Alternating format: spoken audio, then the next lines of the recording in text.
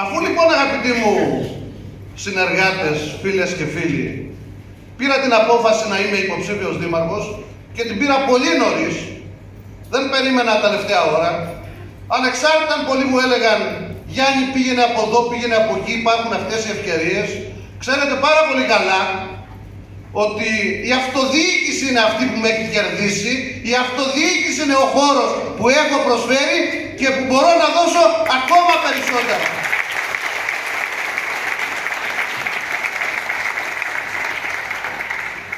Αφού λοιπόν πήρα αυτή την απόφαση, ξεκίνησα τη διαδικασία για να φτιάξω το ψηφοδέλτιο. Την ομάδα με την οποία θα πάμε στις εκλογές, αλλά θα διαχειριστούμε και αύριο το Δήμο. Γιατί χωρίς δυνατή ομάδα, διαχείριση δεν μπορεί να γίνει στο Δήμο.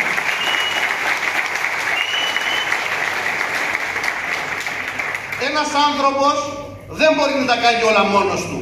Και αν μπει στη διαδικασία, αγαπητοί μου, ένας δήμαρχος να γίνει πυροσβέστης, οδηγός, ράμπο ή οτιδήποτε άλλο, το έχει χάσει το παιχνίδι. Μόνο ο δήμαρχος δεν είναι.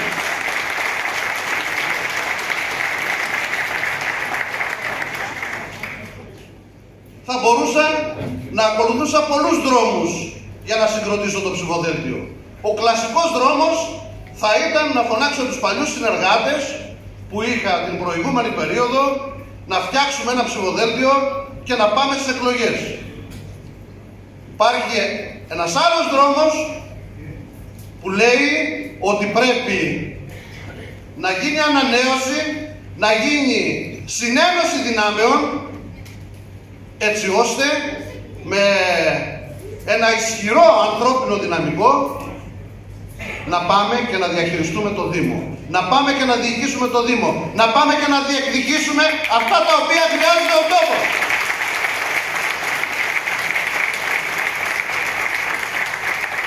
Εγώ έκανα τη δεύτερη επιλογή. Μπήκα στη διαδικασία να συνεννοηθώ, να συνεργαστώ, γιατί και το όνομα του συνδυασμού μας, Μεσαπιακή Παραδύρφια Συνεργασία, παραπέμπει σε συνεργασίες. Σε συνεργασίες και χωρικές όλου του Δήμου, αλλά και με πρόσωπα και απόψεις και πολιτικές και ρεύματα που υπάρχουν μέσα στο Δήμο. Σε αυτό το συνδυασμό χωράνε όλα αυτά. Υπό μία ομπρέλα, υπό μία προϋπόθεση, ότι όλοι έχουμε ένα κοινό όραμα, μία πίστη για το πώς πρέπει να αναπτύξουμε το Δήμο, για το πώς πρέπει να πάει αυτός ο Δήμος μπροστά, για το τι πρέπει να γίνει σε αυτόν τον τόπο. Και με ποιο τρόπο πρέπει να γίνει, με ποιο πρόγραμμα. Όταν λοιπόν έχουμε αυτή την πίστη, όλοι μαζί χωράμε σε αυτή την ομπρέλα της Μεσαπιακής Παραδύρφιας Συνεργασίας. Και αυτό το κάναμε πράξη. Μπήκαμε σε συζητήσεις με τις ενεργές παρατάξεις του Δημοτικού Συμβουλίου. Με τον Ανδρέα τον Κουλοχέρη, με τον οποίο ήμασταν και πριν την προηγούμενη περίοδο στο Δήμο μαζί.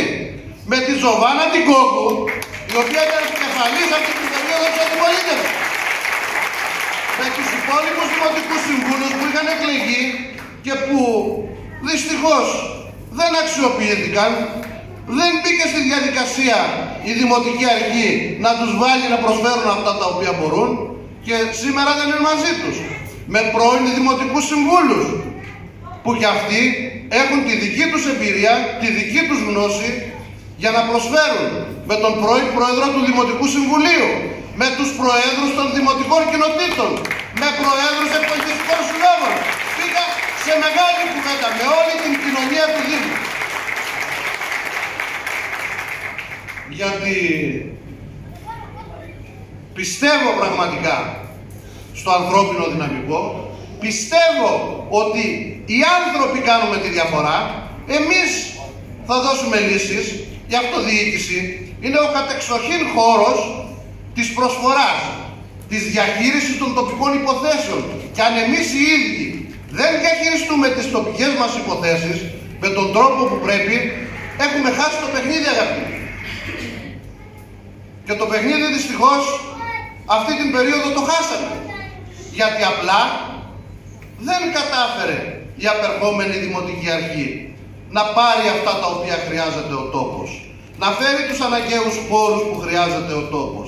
να σχεδιάσει, να διεκδικήσει σε μια περίοδο που κατά κοινή ομολογία τα χρήματα τα οποία ήρθαν στην αυτοδιοίκηση ήταν περισσότερα από ποτέ.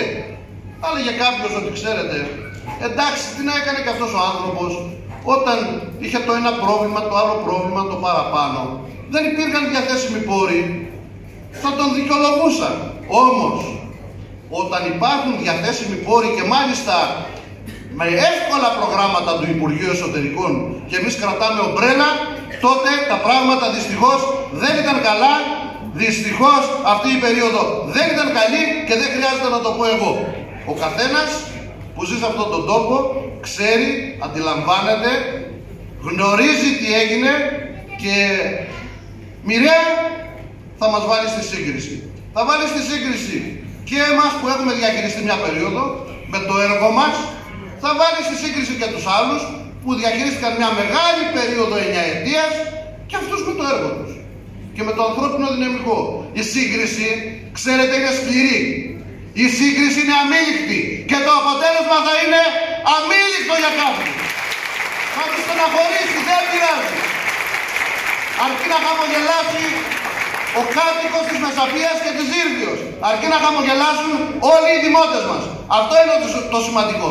Το σημαντικό είναι να πάει ο τόπος μπροστά και όχι να ικανοποιήσουμε τα προσωπικά μας θέλω. Τα προσωπικά μας θέλω, πολλοί τα βάλαμε πίσω. Βάλαμε το εμείς μπροστά από το εγώ. Και αυτό είναι σημαντικό. Και αυτό πρέπει να το εκτιμήσουμε όλοι. Αυτό το οποίο έγινε σε αυτή την δημοτική παράταξη, σε αυτή την δημοτική ομάδα, σε αυτόν τον συνδυασμό.